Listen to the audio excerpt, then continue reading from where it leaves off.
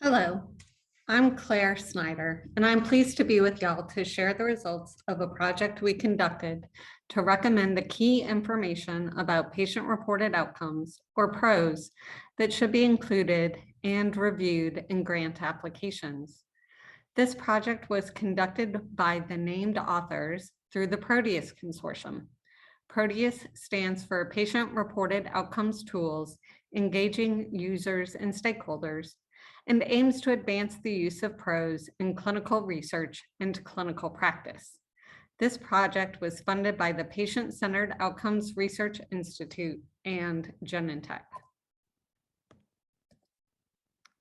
Over the past decade, guidelines and recommendations have been developed for the key information to include in protocols with PRO endpoints, for example, Spirit PRO, to guide the selection of PRO measures, for example, Isoqual's minimum standards and guidance from the Food and Drug Administration and others, as well as to analyze PRO data, such as the Isoqual guidance.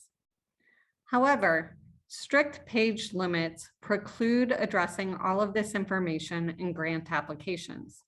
Therefore, our team sought to identify the key information about PRO endpoints that should be included in grant applications so that applicants can demonstrate their ability to undertake rigorous PRO research, and so reviewers can evaluate the applicant team's PRO expertise. To develop the recommendations, we identified existing recommendations from Spirit PRO, the Isoqual minimum standards for PRO measures, and Isoqual, and rated their relevance using a 4-point scale. 1, always include, assuming that there is only enough space in the grant application for 1 paragraph worth of content related to PROs. 2, always include when a PRO is the primary endpoint, or if a second paragraph of PRO content can be included in the grant application. 3, helpful information if space allows. Or 4, not necessary, even if space allows. The candidate recommendations were ranked based on their average ratings for discussion purposes only. The ratings did not serve as standalone determinants of the recommendations. Rather, the author team reviewed the preliminary categorizations based on the rating exercise and discussed possible changes to the item categorizations. The final recommendations and paper were circulated to the Proteus Consortium members. The results were published in the British Medical Journal, and the final recommendations were organized into 3 categories. 1, always cover. 2, cover if the PRO is a primary endpoint or if a second paragraph of space is available. Or 3, cover if space allows. For the first 2 categories, example text is provided in the paper. While the recommendations explicitly took into consideration the amount of space available based on paragraphs, the recommended content might be presented all together or distributed throughout the application in relevant sections. These were the 6 topics recommended to always include.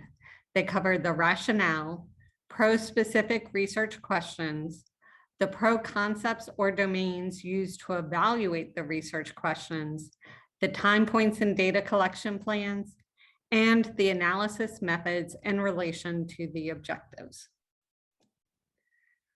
These 10 topics were identified as necessary when a PRO is the primary endpoint or if a second paragraph worth of space is available. These topics provide more detail regarding the PRO study's background and rationale, data collection and management, and analysis. For example, they address PRO findings in previous research and justification of the PRO instrument selected. They also cover PRO-specific eligibility criteria, sample size, and recruitment target. and they include efforts to minimize missing data and handle them when they occur. Finally, these 15 pro topics may also be helpful to include in grant applications if space allows. For example, they provide more specific information about the instrument, its interpretation, and any available user manuals. They also address more specific methods regarding when pro assessments occur. For example, justifying if baseline is collected after randomization, specifying whether pros are collected prior to clinical assessments, and describing whether the order of administration of multiple questionnaires is standardized. They provide additional information about how pros may be monitored to inform clinical care and how this will be explained to participants. For more information about these recommendations, Proteus, and other resources and tools for using pros in clinical research, please visit our website at theproteusconsortium.org.